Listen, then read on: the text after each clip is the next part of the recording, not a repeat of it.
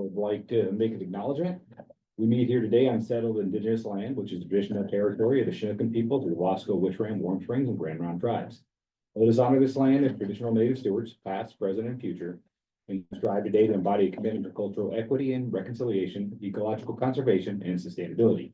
I hereby call this meeting to order at 4 p.m. Tia, will you do a roll call, please? Yes. Greg, Chair. I am right here. Megan Ramey, Vice Chair. I see your name up there. Oh, no, I didn't. I just saw Megan. Tamara, Secretary. Here. Megan Larrabee. Here. Elazar.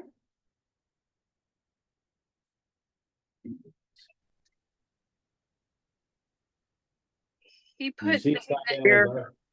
here. Thank you. And Gisela. And Matt. Here. All right, thank you. In your board packet, you should have received a copy of the board meeting minutes from March 19th.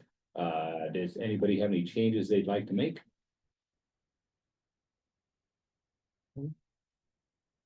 Not hearing any, I would entertain a motion to approve those. Move to approve the minutes from March 19th. Thank you, Matt. For a second. Second. Thank you, Tamara. Any further discussion? Okay, all those in favor, please say aye. Aye. Aye. Aye. Opposed? Okay, chair votes aye. Minutes are approved. We're on to number 4, which is now public comment. This is the opportunity if you if you're not want to discuss something that's not on the agenda date. If there's anybody here who'd like to make public comment, please indicate what you'd like to provide testimony on, and then please raise your hand or just say, hi, how you doing? Hello, how are you doing? Good, how are you? Good. The floor is yours. Okay, my name is Tina Castañares. I live currently on Hull Street in Hood River. I'm moving to a rental on Rocky Road. I've been working in the Hood River Valley for 42 years and living in Hood River for most of that in Hood River Valley. And I'm here because I'd like to thank you for what CAT services turned into, which is an amazing thing to have seen, tremendous service. And I am an annual pass holder and sometime donor, so I really support what you're doing. And I'm here to make a pitch for yet more. So I'm hoping that you will consider expanding fixed routes to the west side of Hood River. And to illustrate that, I'll say that my husband and I now share one car. We're retirees trying to be eco-friendly. Go to Portland on a CAT bus to Portland and so forth. And I was volunteering at the high school this past school year and part of the last school year, and I couldn't get a CAT bus to the high school, and I couldn't get a CAT bus to West Side School for any elementary school volunteering or participation. Now I'm going to be living on Rocky Road, and I can't get a CAT bus that goes farther than the pool, farther west than the pool. So I thought about that a lot and thought about the, and then even then on Rand Road, there's a future home of affordable housing. There'll be much more affordable housing out there. Again, that's a good bit west for some walkers from the pool, which is kind of as far as you go, or uphill from, I think the Walmart is part of the fixed route perhaps. But in any case, for those of us who live or work or want to volunteer or go to school out west, a fixed route that might go, you're the experts, but you know, I like to creatively imagine going west on May Street from the hospital and the pool much farther, perhaps to Frankton, and then circling around up through Belmont and Indian Creek Road to the high school and out Barrett and over to Tucker Road to the Rose Hours Shopping Center and back to the Heights. That kind of a loop, I think, would serve really a lot of people and would get a lot of use. So that's why I came. I wrote a note to you all by email and was encouraged to come and say this in person. So that's why I'm here. That's awesome. We appreciate you coming. You're in comment. And if you have time, and if you'd like to stay, we will be discussing some potential changes to the Hood River City Route and the Upper Valley Route. Oh. That may answer some of your questions, or it may have you ask some more, which would also be great. I can't stay, I'm Okay. sorry, I can't, my husband's gonna pick me up and take me to Bend in our shared car. But I appreciate that you're doing that, and really in the time of lots of funding suspense and everything else, I understand it might not be the time for further growth, but I thought I'd throw the thought at you, and I've seen so much change. I used to come to the CAT board meetings under a very different board, and a very different era. So the change I've seen is really extraordinary. So, thank you. Thank you. Well, we appreciate the comments. That's what we need to grow. Appreciate it. And if you'd like, Tim can email you the recording so you can see the presentation. Oh, that'd be great. Yeah, if you would like to jot down, maybe just your email on this piece of paper, and then I can. I'd be glad to include you do on that. Yeah. Sure. Means your social security number. That's well known. All right, well, thank you very much. I don't see we have any other public online. Okay, not seeing any, we'll move on to agenda item number 5, which is quarterly financial report. Emily, please go ahead. Thank you. Hello, everybody. It's nice to see you all again. Get to see you every quarter. And I presented, well, the regular financial kind of summary that I have done it previously. But Amy encouraged me to include some extra visuals this time, which I did do. And so I would love feedback, of course, as always. My goal is to provide you with the best information possible, as clearly as possible, so that you guys can make good board decisions. So I'm going to preface this presentation with just, of course, please let me know if there's anything you like or don't like, want to see different. So with that, I will try and share my screen if it'll let me. I think I have to send a request with that.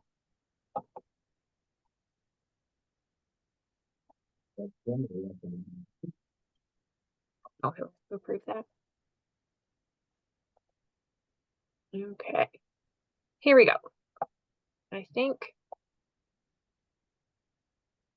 we should be live here in a couple seconds, hopefully.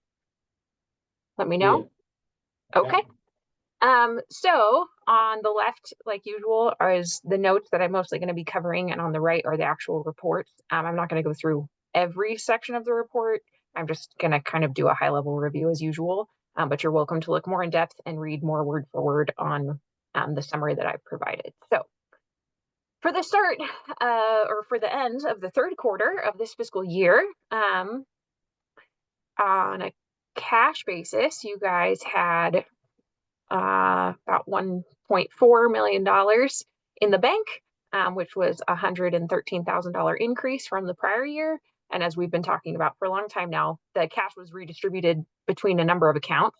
And the biggest change with that compared to the last time you saw this report is the fact that your STIF funds and your vehicle funds are still in their individual accounts, but instead of being held in an Umpqua money market account, they're now being held in an LGIP account, which is great. So the LGIP account earned an interest of 4.64% for the month of March, which is pretty good. It's a slight decrease from December. Of course, that's what we're seeing all interest rates do, so that's unsurprising.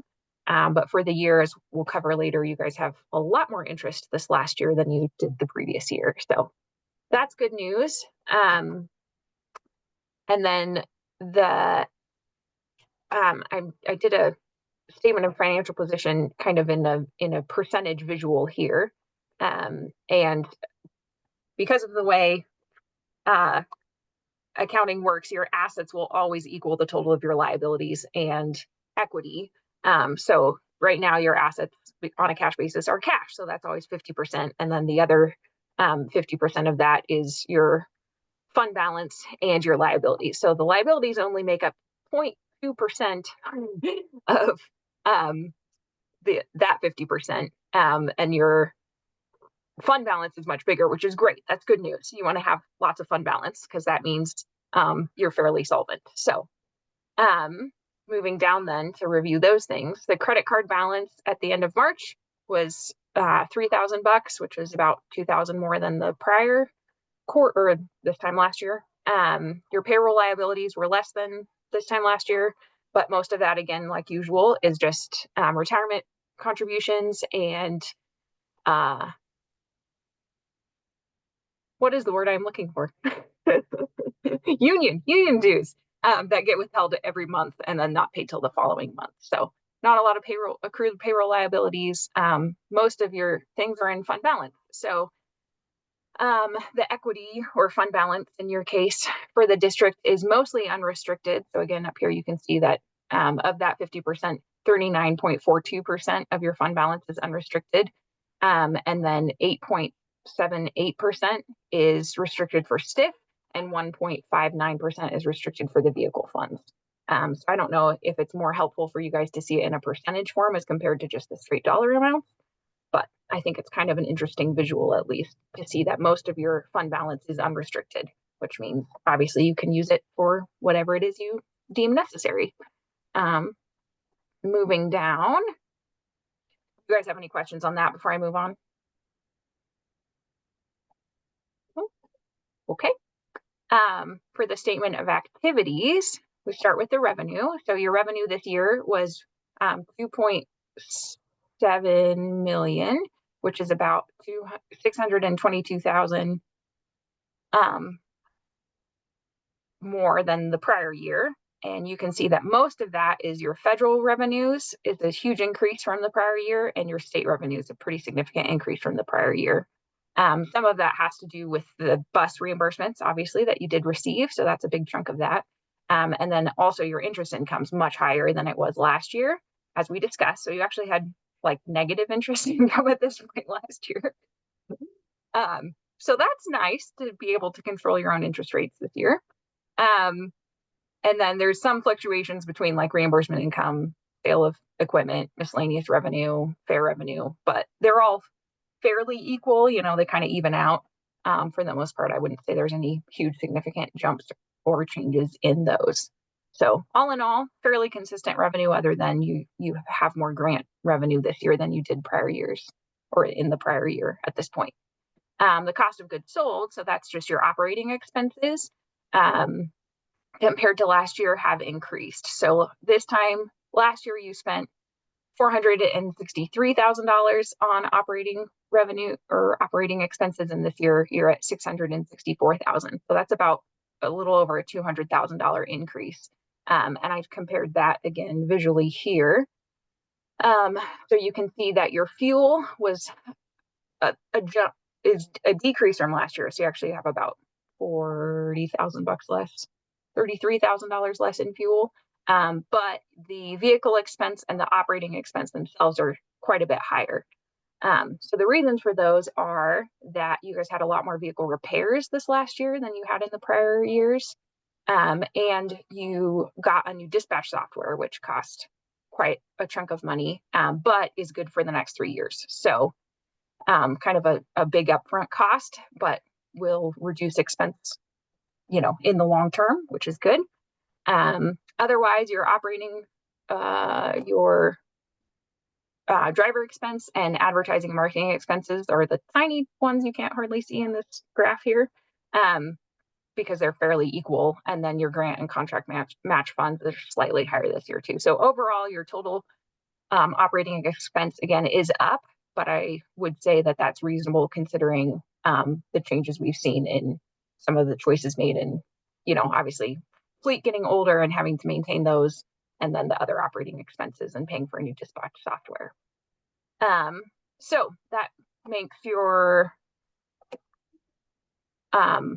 gross profit, so that's just operating expenses, is about $2 million. Of course, your biggest expense is payroll, and we haven't got there yet, but your other expenditures, so that's your admin expense, includes building expenses, office supplies and expenses, professional fees, and other expenses. Those are represented visually here. And the total of all of your other admin expenses was $185,000 this year, which is about a $31,000 increase from last year. The biggest jump in those was the professional fees at $20,000 increase from the prior year. Everything else is pretty well in keeping. Your building expenses also are a little higher. I know you guys had to do some roof repairs, change your heating or update your heating system. Your fire suppression system needed some repairs, and then you also installed an eye wash system. So all of those went into your building expenses and caused it to be slightly higher than it was last year. Again, not a massive increase considering especially what we've seen with some of the inflation in the last little while. So the biggest chunk of your expenses, of course, are your personnel expenses. And in this case, I did a visual comparison to not just the total for this year, but also the total for the prior year. And it was kind of hard. It was kind of hard to differentiate some of those numbers in the graphs because they were so small. So I put them down below. So the wages, of course, are the biggest expense in your personnel. And this year compared to last year, your admin expense is about $38,000 more than your total admin expense last year. Most of that is wages. So your employer taxes were almost identical and your benefits were almost the same, but the actual wage expense is about $36,000 more. Your personnel expense for your drivers and direct service expense, that was, I can't highlight this, a little bit less actually than it was last year. So your total wages are less and your employer taxes are less, your benefits are up. So between all of those changes, the total difference is about a $14,000 decrease in wages, taxes, and benefits. So again, fairly in keeping with last year, nothing crazy or different. The main difference that we then see in your report so far is in capital outlay. So this year, last year you spent $74,000. Most of that was the HVAC system that you installed in the offices there. This year you guys bought some land. So $322,000 worth of land is in your expense this year for capital outlay. And then your operating equipment was the new buses that you got. Hooray, they came for $617,000, bringing your total capital outlay to just under $1 million compared to the $74,000 it was last year. A significant increase. So that means your total operating revenue is a negative, so an operating loss of $252,000 this year compared to almost the same amount of a gain last year. A lot of that, again, has to do with reimbursement. So primarily your land purchase that you guys made and have not yet received the reimbursement for most of that. Most of it is expected within this next quarter, so you won't see this at the end of the year, but there is still about $60,000 that won't be reimbursed until the next fiscal year is the expectation. So that is the total. Emily, on the employee taxes, is there a reason why there's so much less this year? Is it a timing issue of paying it? No, But it's about the same payroll for direct service, but they're way down, $40,000. Correct. So some of that has to do with the fact that you guys actually got a significantly reduced rates this year compared to last year. So your SUTA rate is something that fluctuates, which is the state unemployment tax. And that rate can fluctuate significantly. And you not only got a lower rate this year, but then you got refunded some of your withholdings from the prior year. And because you're cash basis, those got counted against your expense for this year. So that's part of that, is that you guys actually got a refund of employer tax. I've never seen this happen before, but this year for a couple of our districts, we've seen them change the rates partway through the year and then credit you back for the difference, which again is something I've never seen them do before. They used to only set the rates once a year and then never change them. And so that's good. You guys got money back. Okay, thank you.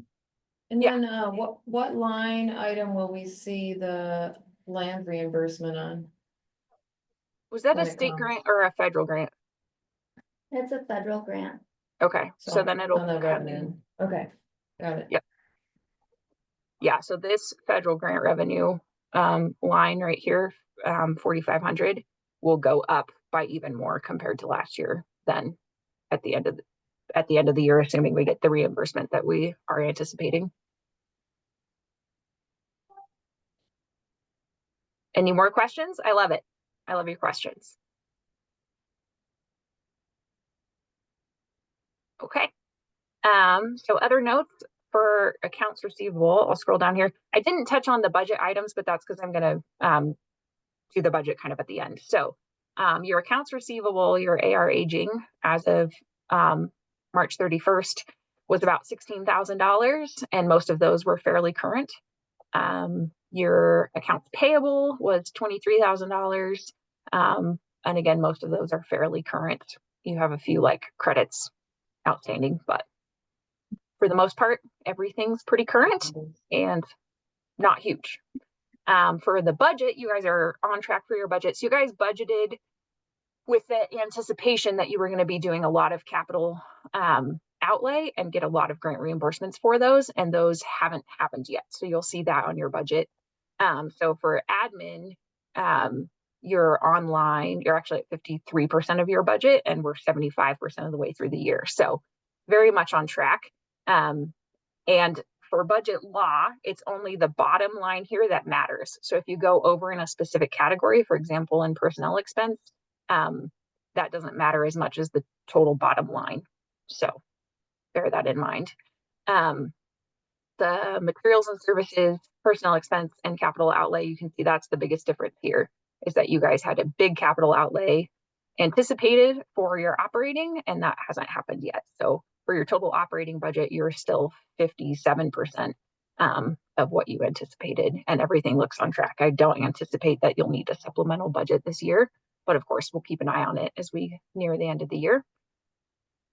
Any questions on budget? Other updates. So one of the things I was working with quite a bit staff this last couple months was updating the partner pass purchase tracking between the different partners. So we had like a spreadsheet that was kind of complex and did a lot of different things, and I streamlined and simplified that process and allowed like the entry part to more closely match the reports that they get out of like the Square system that they do all the sales through. So being able to do that has really simplified their lives and processes. And so far as I know, all the partners really appreciate getting a more streamlined and simplified report. And it also better tracks the outstanding purchases. So like when there's like free passes available, so there's kind of a running balance at all times of how many free passes are available for each given partner. And so as far as I know, that has been a great benefit to everybody. So that is one of the other things we've been working on.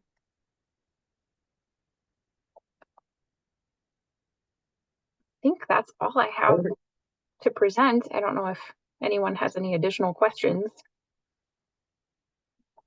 Well, thanks for breaking it out and doing the graphs and everything else. It's good to see it visually. Much appreciated. No problem. I don't know how to stop sharing. Might build. Is that something Amy can help me with? We're good. Okay. Okay. Anybody else have any questions for Emily? No. Pretty straightforward. Well, thank you very much. Appreciate it. Wonderful. Thank you guys. I really appreciate your time and attention. And of course, as always, I'm very happy to answer any questions or present any other information in a way you would find useful. So please let me know. Thank you, Emily. Thank you guys. Okay, we're on to agenda item number 6, which is resolution and action items. Amy, you want to go ahead? Sorry, I'm actually gonna punt this over to Tia. All right, guys, in your packets, there's a memo for the July 4th free fairs. We are getting an early start on this, which is great. In previous years, CAT has offered free fares on the Hood River City route on the 4th of July.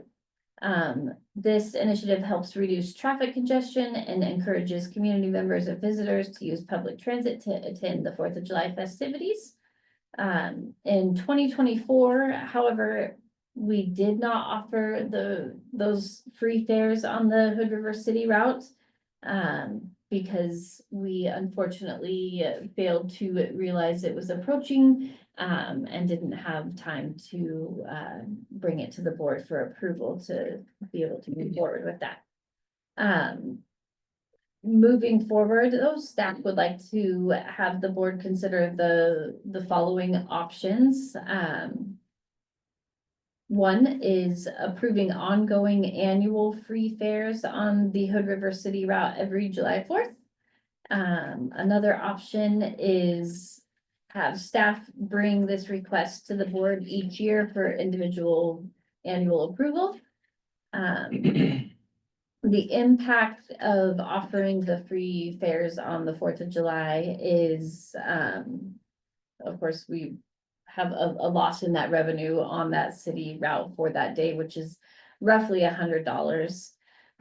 However, it does present an opportunity to strengthen our partnership within the city of Hood River and support local efforts to manage downtown traffic congestion. And we will collaborate with the city of Hood River to promote the free fare service and ensure strong public awareness. The action required is the board should discuss and vote to approve or not approve one of the two options suggested by staff. Are there any questions? Yes. And I'm just curious, because on 23, it was free fare. 24, it was not. Correct. Was there a difference in ridership? You know, that's a good question. I would have to look back. And it's just curious to see, if there was. My guess is if there is, it's nominal. Okay. I think more, it's a great way it's great advertising. Because we have a big banner that we can put on our buses during the parade that says free rides today. So that's a great way to get people on the bus and to give it a shot. It's also can be a little chaotic in downtown city of Hood River on July 4th. So it's just a way to make that easier. So if people want to get on the bus, they can, and they're not worried about cost. Was there any routes added for like fireworks or anything like that, or just standard? We tried that in 2021 and operationally it was very difficult to manage. So we haven't done it since. Would we consider more buses or much higher frequency? For that day, I think we could consider it. It'd have to be a board approved and it would depend on staff availability. That day is a holiday, so it's time and a half. So it's just an increased cost. I don't know, based on Jarrett Walker's like keynote theme last week about being the freedom aspect, I don't know, I would go for number one. Yeah, I agree. That makes most sense, especially if it's $100 that we're losing. It's like, Yeah. It's a pretty good way to advertise for not much money. I also thought it was like silly to see this on the board agenda again. I was like, I thought we've already done this. So. Have we ever considered for other events that bring a lot of people in town, Hop Fest or, I don't know, I mean, any of the other like big lot one kind of, almost jammed out the waterfront? I honestly don't think so. I I know that we have, or not to my memory, let's say that. I know we have done different promotions with the organizations that actually put on those at lot one, those events. And they did it one year and then they didn't try to do it again. So I'm not sure if they necessarily saw the return, or I think it's probably, these are big event companies that put these on. So I think, when they realized that they're talking about probably 20-ish or so people that use the bus to get to that event or actually knew of the promo. I think it was pretty low rate for return on investment. Gotcha. Yeah, But like I think the there's- drinking days, like the cider fest. Yeah. Good to keep people off from But it- getting behind the wheel of a car at least afterwards. Yeah, I think there's more opportunity to kind of do that, but I think that also might go along with increasing the efficiency of the Hood River City Road. And I think there's probably more promotion and marketing opportunities to increase awareness of people that they can use public transit to go to those things. I think Tim has done a lot over the years on social media and on our website. But if you don't necessarily know to look at those platforms, you don't necessarily know about it. So I think there's more opportunity to work with the city. and those promotion companies. So you need a motion to do it in perpetuity until it's revoked? No, or Okay. number two. Yeah, or number two. Yeah. You can make that decision, and I recognize it's just a process improvement that we need to put in place if you do choose number two. Well, I'll go ahead and make the motion for option number one to approve an ongoing annual free fare on the city route every 4th of July. Okay, thank you, Megan. I'll second. Cameron, thank you. Any further discussion on this? Okay, all those in favor, please say aye. Aye. Aye. And Megan. Aye, Mulroney? aye, sorry, aye. Thank you. Any contrary minded? Okay, not hearing any, chair votes aye, motion is passed. Thank you very much. Maybe just a statement of writers versus, you know, if there is any difference. I'm just curious on that. Yeah. And to, if, I mean, it would be nice that there's no difference, you know, and people will use this whether we're free or not. I'll get that and I'll make sure that we send it out. But, Do we okay. still track on the free days, ridership? Yes. Okay, Yes, sir. all right, on to number 7, operations manager report. Okay, well, hello again. You're the I am your operations manager stand-in yet again. operations manager again. So for March, again, we are at that 100%, so that's great. We had 0 crashes, 0 harsh events. The amount of speeding for moderate was 0.2%.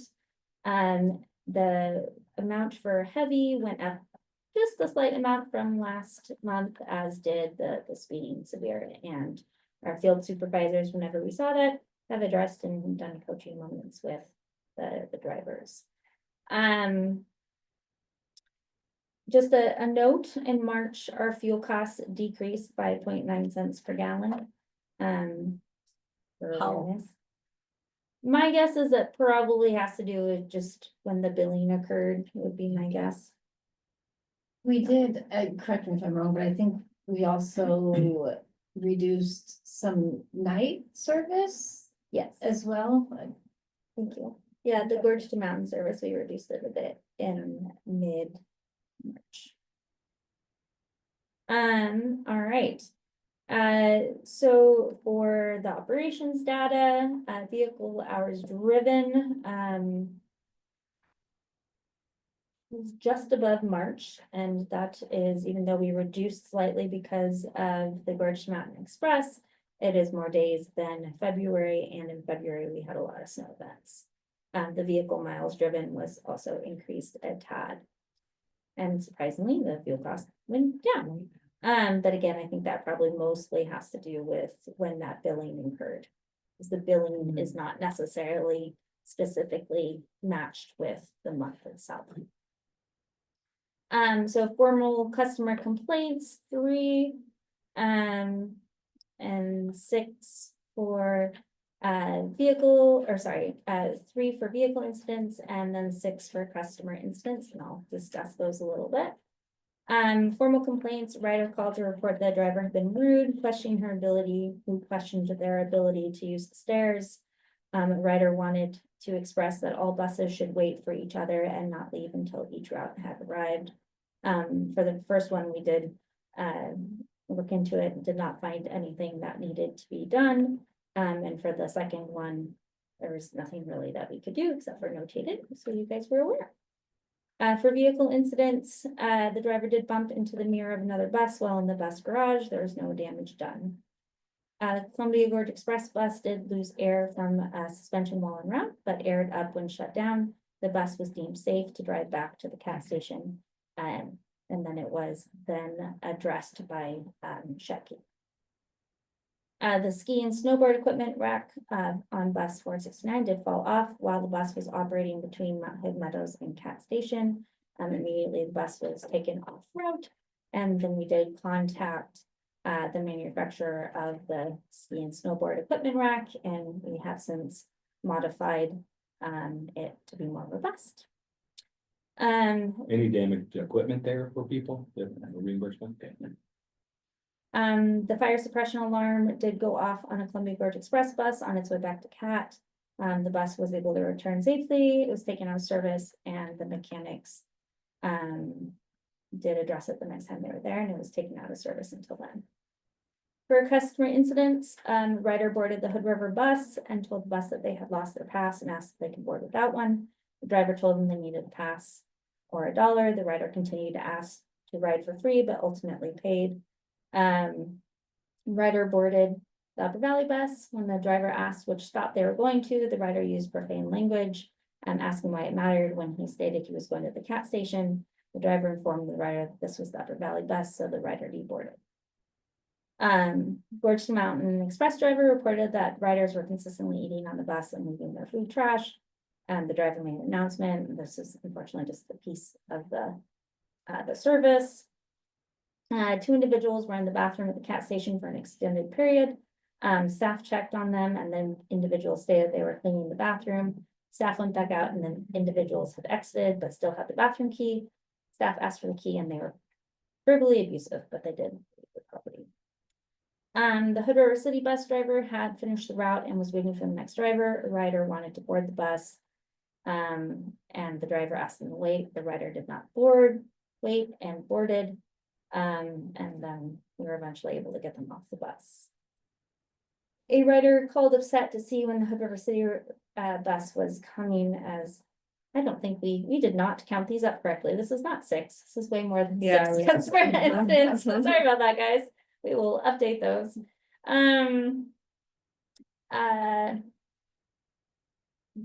Anyways, now I lost my service or my track.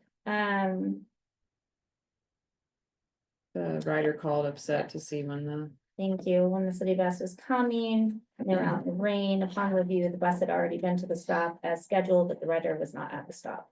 The rider was able to catch the next bus. Staff received a call requesting that the Columbia Gorge Express bus be held while they attempted to make it. They were informed they were unable to do so because this specific individual has done it repeatedly. And the intent of the rule of being able to hold the last bus up to 5 minutes is not to do it all the time, but every once in a while if needed. that's from Portland. It goes from Hood River to Portland, yeah. Oh, so they're doing it to make it to Make Portland. the last bus to Portland or coming back? Sorry, making the last bus to Portland Okay, from Hood River. got it. It's the 5:30 bus, and the specific rider has been doing it almost every day, and so we stopped that, Yeah. because that's essentially changing the schedule. Mm-hmm. And not fair to all riders. The staff received a call requesting the I'm getting lost. A rider came in the cat office upset that they had just arrived and was upset that the Columbia Gorge Express had left. Staff verified that the bus had left on time and let the rider know when the next bus was. The rider wanted to file a complaint, as they did not feel the bus should leave until the others had arrived. Sometimes with all the traffic, even though we have made these pulse points with the other providers, we cannot always guarantee that those will match up. Because we're not always able to communicate with the other providers and hold buses. So unfortunately, that sometimes is the case that happens. Staff observed a rider that was waiting for the Link bus light a fire in the street across from Cat. The police were called and the fire was put out without incident. A rider came into the Cat office to complain that a driver did not stop for them at the Walgreens stop. Upon review, staff found that the rider was not at the bus stop. A rider was upset, feeling that the driver had not stopped for them and was approaching the staff at their vehicles as they arrived at work. The rider was pounding on the staff members' windows, asking what we were going to do about the driver. Troy, do you mind helping me 1 second?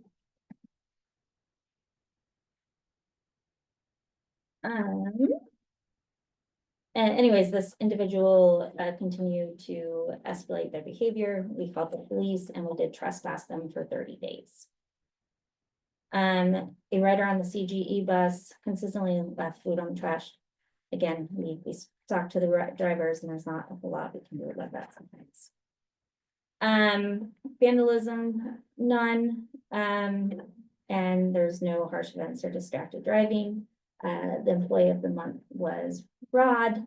And he's been here since I started in 2019. And he's just a stand-up guy and is always looking for ways to improve processes and just always willing to lend a hand. So always appreciate Rod. Any questions? I'm sorry, I kind of didn't ask if anybody had any questions about any of the incidents. So none of the incidents are overlapping, like it seems like there's like 2 or 3 that's like, I missed the bus. They should wait for me.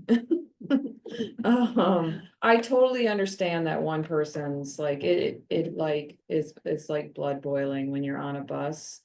And you're using that bus to make another bus, and if you don't make that other bus, it's like, you It's essentially hard. don't get home. Yeah. So I don't know what can be done. Was it just like a completely other provider that was? If I'm remembering correctly, I think it was like the 4 o'clock. So the 4. Leaving from Portland. So it gets back at Hood River. At, I guess, around 5 o'clock. And it missed, because there was traffic, and I believe we had to do the workaround at Multnomah Falls because the gates were closed. Oh, yeah, that's So- been happening a lot. The link bus came and went. I think where there's opportunity is, well, A, continue to advocate for a change at Multnomah Falls.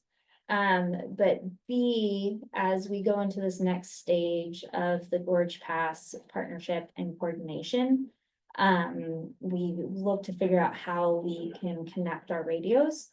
So the link would know that that bus is coming, and potentially, if possible, wait. Yeah, is there anything we can do on the waterfall gate? Like, that drives me crazy too. So I think the short answer is we continue to advocate. And we advocate to our representatives to make long-term decisions that might not be super, at first, super popular. I mean, I think either that parking lot needs to be moved, or there needs to be another solution for that parking lot. Both of those are incredibly expensive and challenging because of all the different ownership at that location. It's an electronic gate? Do you think I was ODOT has like we call it a thingamabobber that opens it up, like that's their like technical term, Clicker? 'cause, like like sometimes in like the bike bus world. Yeah. Some of our bike bus people will have a thing that changes the traffic light so all the kids can get through safely. So it's almost like a garage door opener. Yeah, we've asked before and the answer was that's not something that we could do. It's not Yeah. a viable solution. Yeah, and I think also the thing that I am noticing is, so the Multnomah Falls Permit Checker program that we administer that happens in the summer, there is a noticeable difference when that is enacted. So I think we have a really good data that shows that some sort of control of that parking lot does help reduce safety issues and congestion. So I think we continue to advocate. You guys know what we're talking about, right? Yeah, the arms that shut it down. Yeah, it makes the bus have to go all the way to Ainsworth exit and then come all the way back and then go all the way back. It's just like the inefficiency is so like glaring. Yeah. And so we see that sort of instance ramp up and then the permit checker starts and it just goes right back Yeah. down. I actually had a very satisfying moment the other day because I heard that a driver came in asking when the permit checker program is going to start because they're They excited for recognize. there to be more enforcement and to not have the gate go down as much. So to me, that says that the program was working. Right. So what's the impediment to expanding that? Funding, Right now, we administer the contract, but we get them funding through, right, this year, it's the Forest Service, Multnomah County, Clackamas County through their visitor program, and ODOT. And every year, we're constantly asking for partners to look under their couch cushions and find some money here and there. And the cost is what, just to have somebody on the ground checking or no? Yeah. Yeah, Yeah, like at the tunnel. So it's a per car or per vehicle permit. So people go online or they can pick up physical permits at the Cascade Locks Visitor Center as well as the one in Troutdale. And they can they have to have their permit in order to go through the tunnel to see the falls. Hmm. Yes. I'm surprised how early it's happening this year. seems like that should be something that revenue is generated via that system, so we don't have to look down the back of our couch. Yeah. Yes, so the cost of that permit is only $2, and my understanding that it's not technically a permit fee. It is it's the fee of to use the system recreational.gov. Yeah, it's like how Meadows can't charge for parking because it's Forest Service land or something. I think it's the No, we same. can, it's in the snow park system. So we have Oh, to go out of the snow park system and plow our own lots. Okay. Off of that debt. okay, but like, it's kind of the same, like they can't make money on parking or something like that. Yeah, I forget all the caveats Okay. there. Yeah. That's the I reason. think there'd be an easy way for them to raise the gate if they can see it via cameras and have patrols be able to do it for the buses, but. Yeah. But then you're just like, you're in that left lane waiting by that as well, and there's cars. There's people whizzing backed up. by, and that- Yeah. I can imagine It's that's not safe very- for them. Yeah, that's why they do Access it. point, yeah. Okay. Troy, did you want to tell a little story? I just always wanna talk. I did, in conversation with the driver today, it has been, dramatically increased over this winter. We never saw the gate down during the winter time and in the early spring, and now it's consistent. It's almost every day that the gate is down. So use at Multnomah Falls is definitely increasing, and I mean, we know that the parking is horrible, so we just deal with it. We have built though into our route time to adjust for, even though it's an inconvenience, and realistically, most of the time we can stay on time and stay on track. It's not a huge, it's only a couple miles. I think there's a 10-minute buffer built into Multnomah Falls. The problem comes into play when there's also traffic in Portland. Yep. And Yeah, then that's see. where we see those Yep. problems. Yeah, but I like the driver announcement now, like at the beginning, like at Gateway, the driver's like, by the way, good chance, don't freak out, we're not missing the exit on purpose, like we have to, and I think that's like super calming to people like me, cause I'm like, what's going on? Yeah. Cause people who don't live here don't know any better. It's very helpful. Ex- All right, yes. I have a quick Megan. question. I don't know if this is completely out of question, but is it possible to just not have that be a stop because of the safety hazard?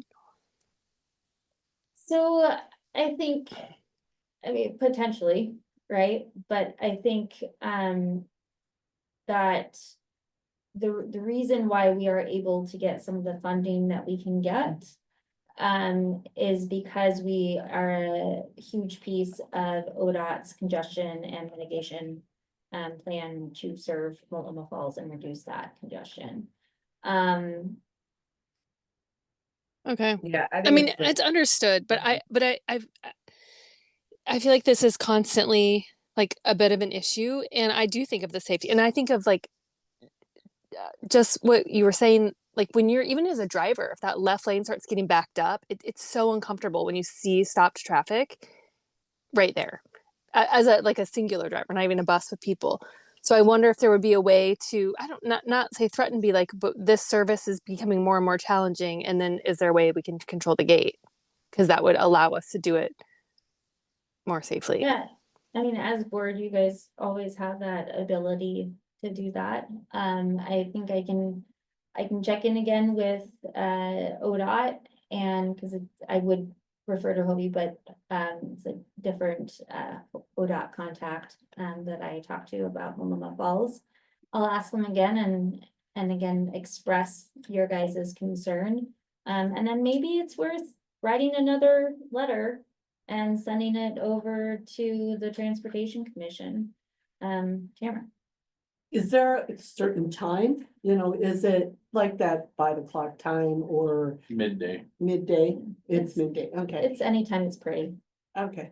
Well, and my thought process was, at that, early morning or late afternoon commutes are people going to and from for work, that type of thing, and just having a notice, can we do an express route? During during that period, having people know if they go at these times and express, everything's gonna be set. But otherwise, we have to deal with it. That's just a thought.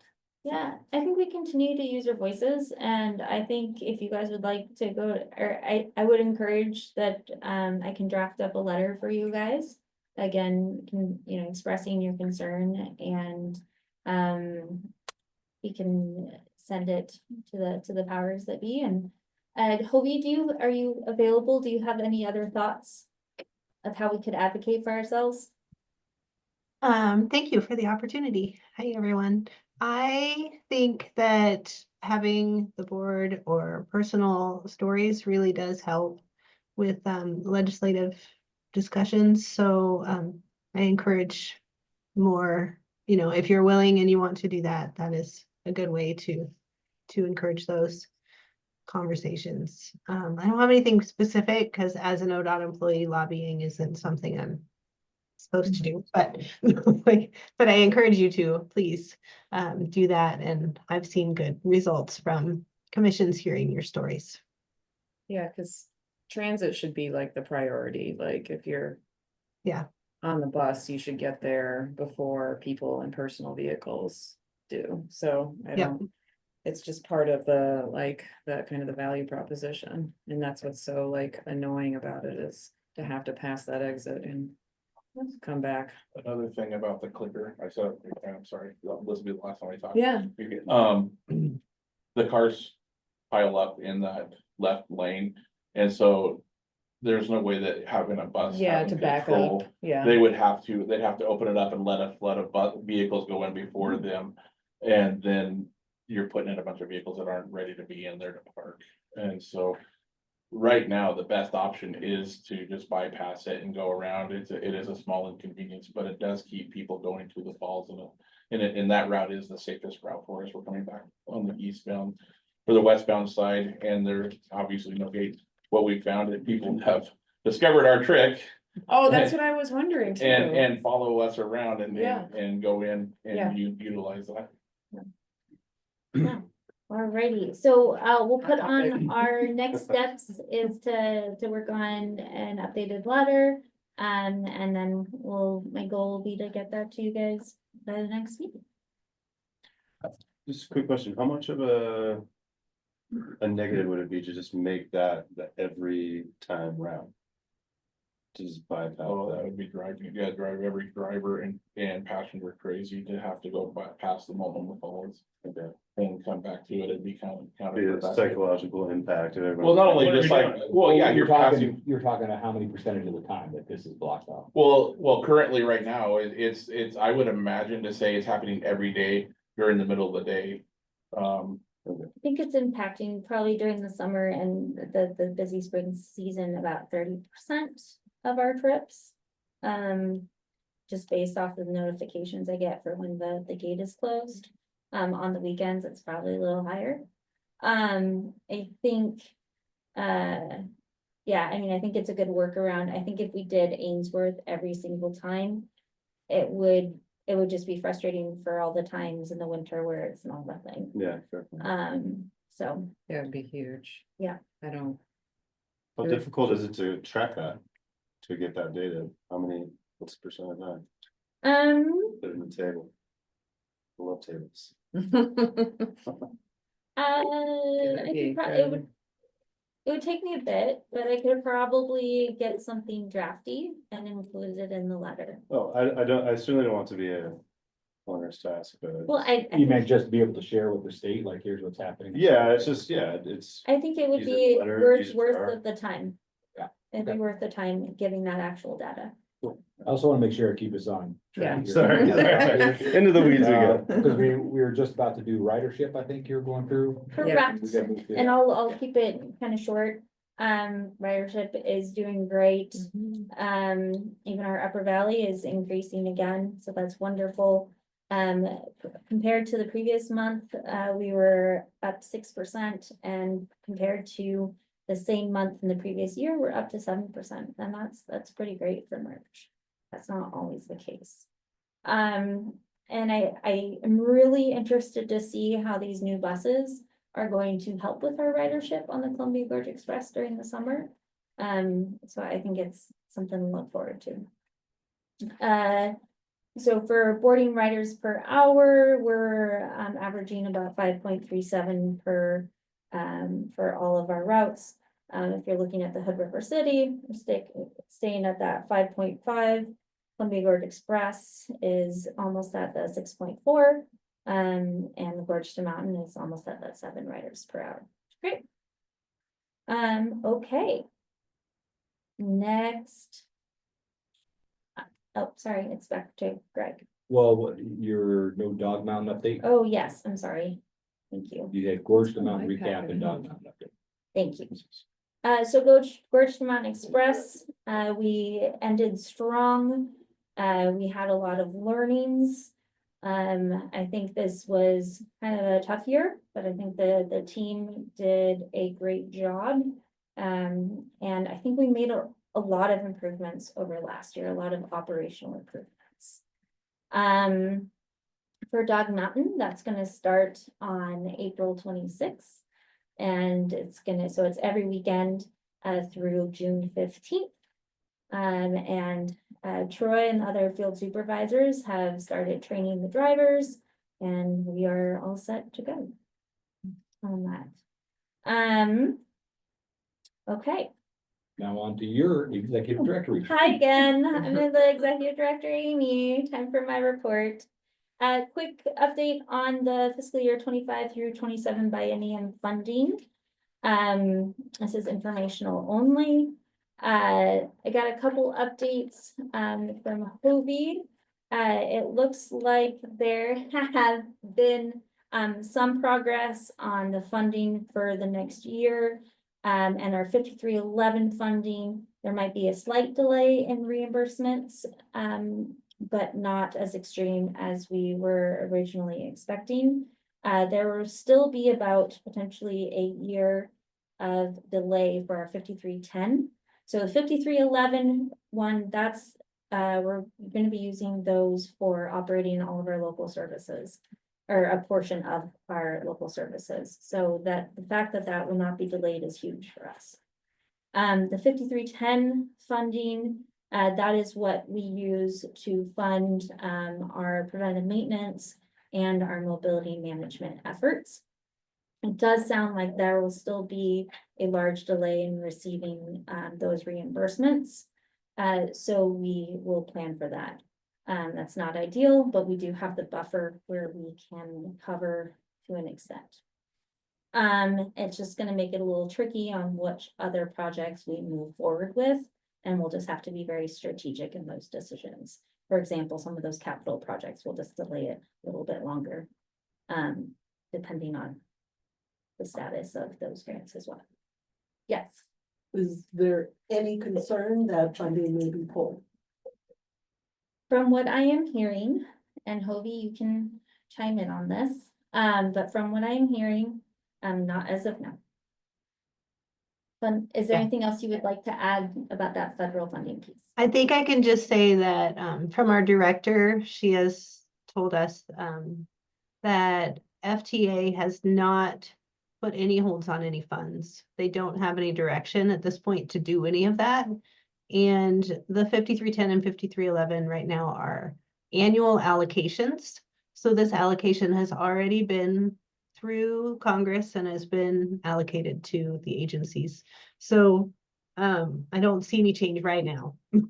That is the best I've got. And it's also good news that FTA doesn't have any directions to change anything at this time. So I hope it stays that way. And I did receive information about our flap grant today. I initially was a little concerned about that because the contact I had been given is no longer at the agency after tomorrow. A meeting that I had with her was canceled, but I was just contacted by somebody who is going to be managing this project moving forward. So feeling better about that. The flap grant is what is going to fund the Forge to Mountain Express service for the next 2 years. Okay.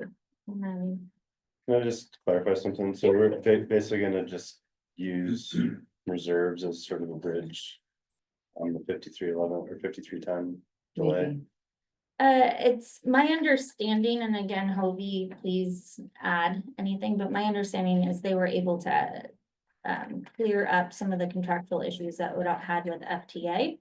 And they will be able to do those reimbursements earlier than when they thought. Is that correct? Did I understand Yeah, that like correctly? worst case scenario is you have to wait 3 quarters to get reimbursements.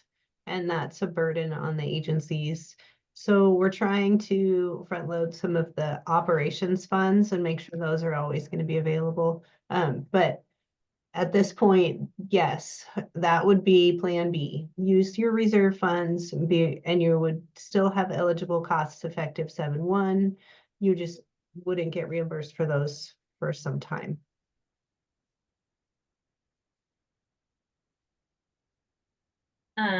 Okay.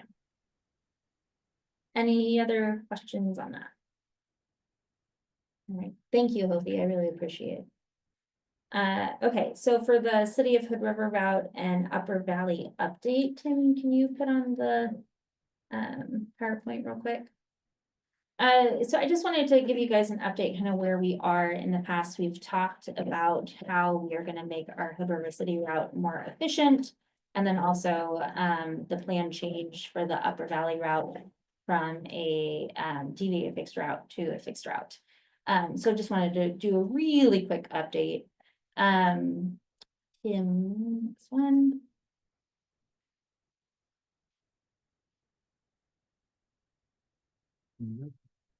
Okay, and just as a reminder, this is our current Hood River City route. It's just a big loop that goes through town. Next, please. So per the transit master plan in 2023, the plan was to create two directional routes that kind of essentially created a triangle through town. That was found as not feasible due to resources. So we hired a consultant in order to give us some other options. And Tim. And so that consultant came up with a 2-directional route. But when we really got more into the weeds, we realized that there's a couple left turns in downtown City of Hood River that make it very unsafe for us to operate that route. So we went to Plan C. And really went back to the drawing board to figure out, next one, how we can make the route more efficient. So I did that by using the recommendations from the consultant. And everything you see here, everything that's red will be cut from the route. So the one, that's the Walmart. So that's going into the Walmart parking lot as of now. And the intent is to get us out of Walmart. Same for the Safeway parking lot. Right now we go into the Safeway parking lot and the intent is to get us out of that parking lot. And then number 3, we will need to add a bus stop as there's already an informal flag stop that kind of happens in that area. Number 4, the intent is to relocate the stop from our aquatic center stop, which is on 18th, and move it to May. I will say that all of this is still in draft stages. This has not been approved by the city of Hood River quite yet, and it is going through the approval process. And then the next is, so we'll cut that piece where we go in up 18th Street and we'll instead reroute to go up 13th Street. Where we will add a new stop that was identified in the Heights Streetscape, which is at 13th and A, I believe. And then number 6 is kind of my holy grail stop, which I would love to have at some point, but I think it's a longer term goal. That would be an in-lane stop on 13th, but that is ODOT right away. And I think that is a longer term goal. Next is 7. We will be working on doing some improvements at the current hospital stop. Where we will be asking for the removal of some parking so that we can actually park and pull into that bus stop. Additionally, from there, instead of going down Park, we are going to reroute the route to go down 12th Street instead. So we're not going down that smaller residential road.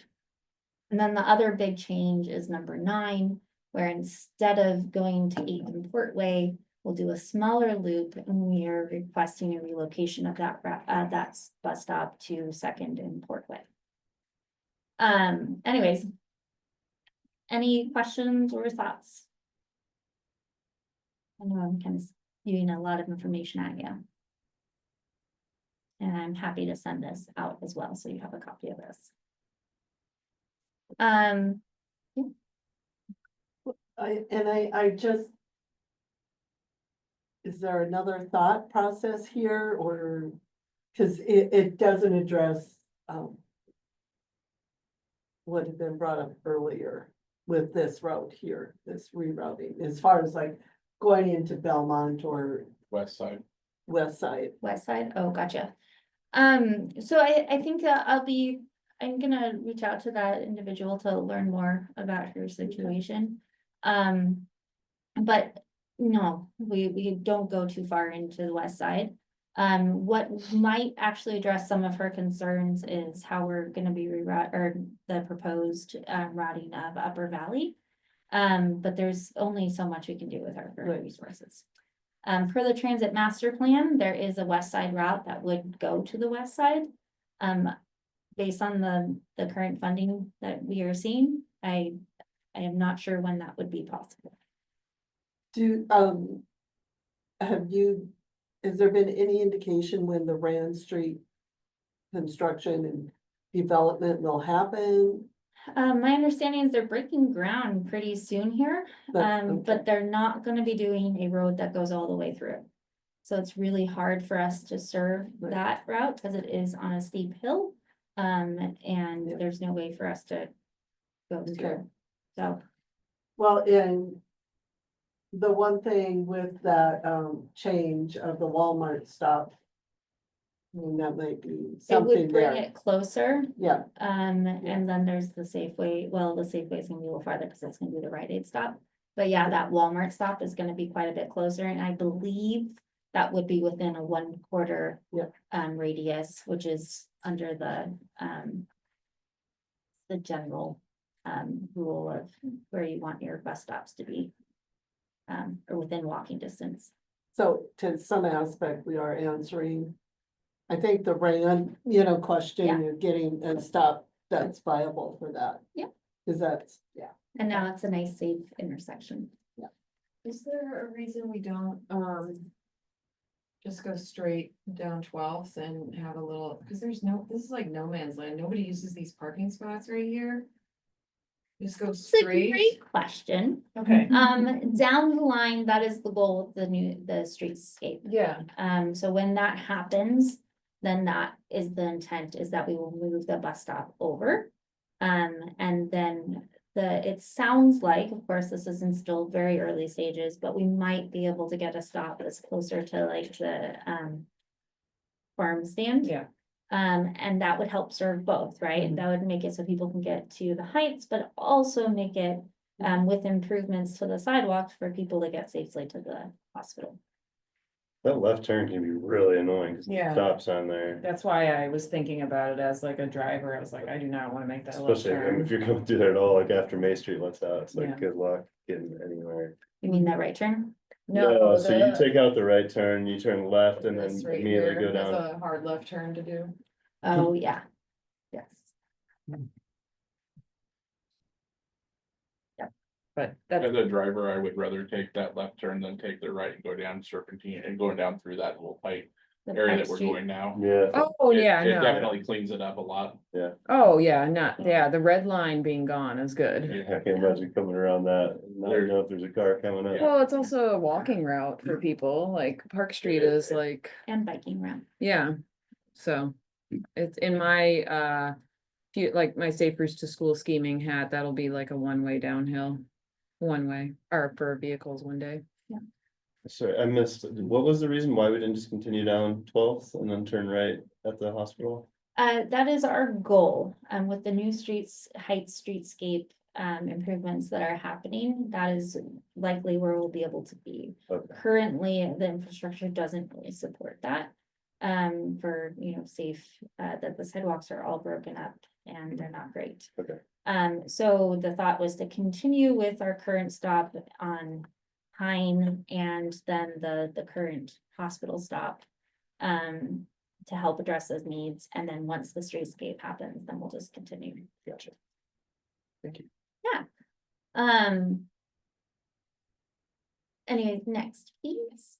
So again, these have not yet been approved. I am just going through the process of creating that, the proposed stops. And they might change here or there depending on feedback from the city. Have they been pretty receptive to it? For the most part, yes. Yeah. And they have also suggested some, I'd come to them with, some proposed stops, and they did give some feedback on them, and I took that into account and redid it a little bit. Okay. Expected implementation is fall of 2025. Wow. Yes, that is the goal. It would mean that all these stops are gonna be temporary bus signs, stop signs. They're not gonna be, permanent infrastructure. And then the goal is that once that is done and set, then we go through the NEPA process for all of our bus stops, and that'll be a process. I'm sorry, we are at 5:12. Next, please, Tim. I'm gonna go through this really quickly. So Upper Valley, as you all know, it's a deviated, fixed route. The goal per the transit master plan is to make it a fixed route. Next, please. This is just a snapshot of what we are basically doing now, even though it's deviated, we're kind of doing this specific route, which the next one. It kind of looks like the proposed service in 2023 transit master plan, but also our ideal service, that we're shooting for. Which is that one. The difference between this and the transit master plan is the transit master plan had the route only going to Odell and then having like essentially trial ride go from connect people from their homes to Odell. And this one will go all the way up to Parkdale through Mount Hood. And this was decided upon based on the feedback from the consultant that helped us review it. And I added a stop to in addition to what he had suggested. And this would be possible with our current resources as well. The one that was in the transit master plan, again, it was a little difficult with the funding that we have available. So that's also how we got here. Next slide. And again, I'm gonna say this is pretty drafty. After this, my next step is to meet with the county and go over some of the proposed bus stops. So that kind of shows it, since it's a long route, just broke it up a little bit. Next slide. So the staff recommendations, there are several that are recommended. Again, some of them might be some that we can implement more short term. Some of them are going to be a lot more long-term projects if viable. Next up, or next slide. So the first one is the Tucker Road stops. We have a lot of requests for the fish food bank. I have some concerns with safety just because of that turn there. And then another proposed was over by the Mid-Columbia Mobile Estates. Again, these are things that we'll need to discuss with the county and kind of go from there. And then also the high school. So this is an area that has been identified as to potentially assist with people getting, area kids getting to and from the high school. And some of the other businesses that are around there. Next slide. Summit Drive stops, the one on Y East. Again, that would help be kind of a more central node for people who are going to fairgrounds or the middle school, the Y East Middle School. And then that residential area that's just south of the signs. And then over at the Odell Highway as well to serve those. Next, please. The Mount Hood stops. So currently I have this at where our Gorge to Mountain Express stops were. I am not sure if this will work for a year-round service. So that's just some additional investigating that we need to do. Next. All right. So next steps, going to the county and going through their approval process, doing community engagement.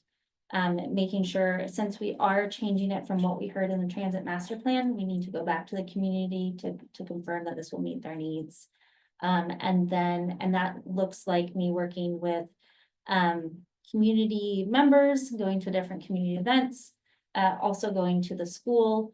So the Hood River School District, as well as Wildwood Academy, which is at the Mount Hood Town Hall.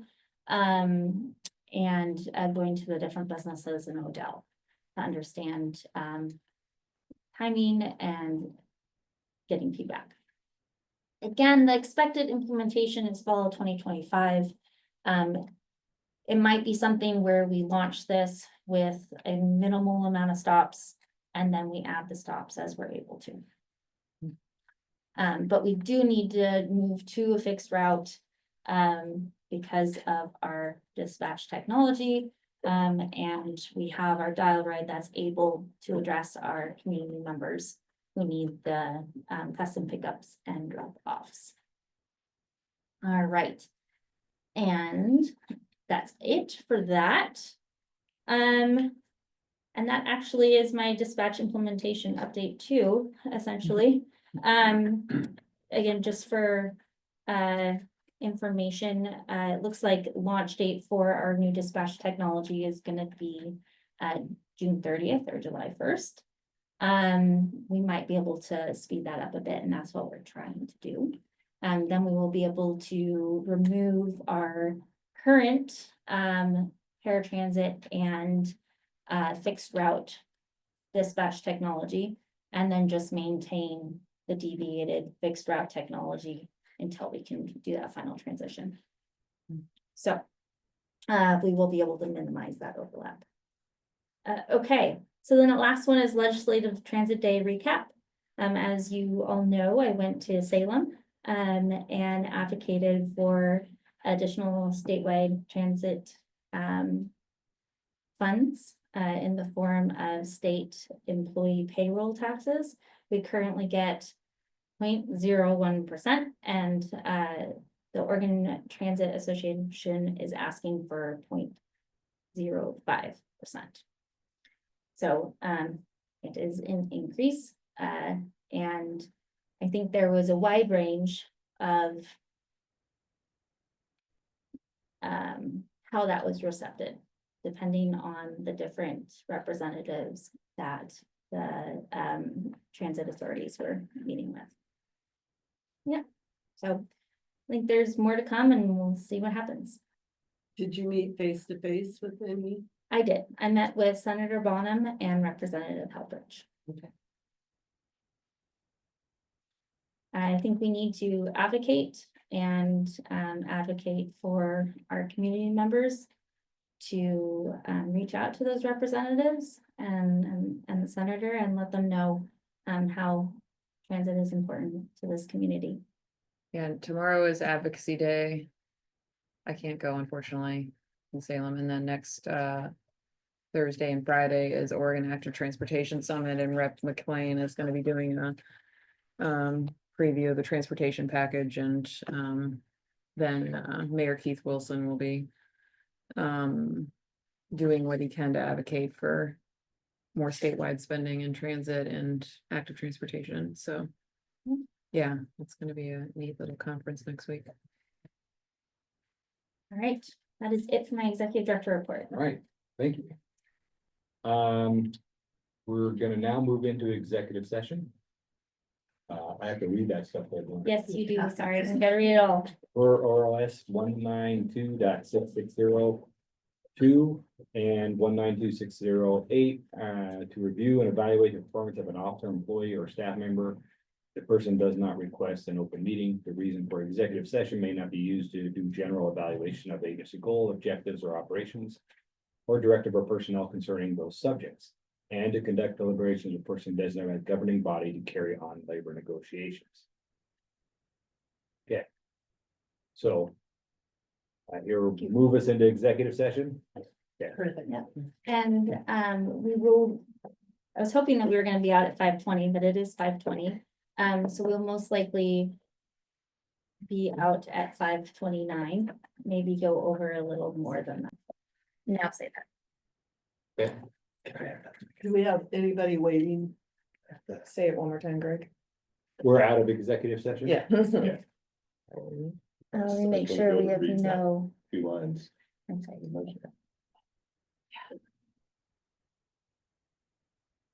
Do I need to read like 9A and 9B? Or do we just need to make a motion to direct you what we discussed in executive session? Yep, let's make a motion to get out of executive session and then, Okay, make the. Motion to get out of exec. yes, I'll make the motion to move us out of executive Do we have session. a second? Second. Okay. Any discussion? All those in favor? Aye. Opposed, nay. Chair votes aye. Out. Sorry, Megan, Megan. is that a? I or an Aye. I'm an aye. Okay, now we need a motion to approve what we discussed in executive session. Sorry, Matt and I need to talk.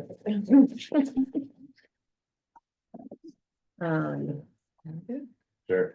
I move to allow Amy to pursue non-financial and financial terms within the authority that the board has reported the executive director in upcoming union negotiations. Okay. Second, Thank you, mate. Any further discussion? Okay, all those in favor, please say aye. Aye. Aye. Any opposed? Chair votes aye. Okay, you have the authority. All right, thank you. We're on to agenda item number 10. Any other discussion items? All right, I'm gonna move fast through that. Upcoming events, we have first budget committee meeting Wednesday, April 23rd, 5 PM. Yes, All right, excited to see you all. exciting. I have T-ball practice that night, unfortunately.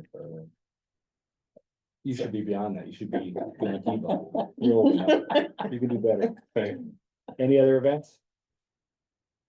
Awesome, great meeting. On to 12 adjournment. I Move move to adjourn. Okay, thanks. Second. Second. yeah. Any further discussion? All those in favor of adjourning, please say aye. Aye. Any opposed? All right, meeting adjourned. All right. Thank you, team. Thank you. Thank you.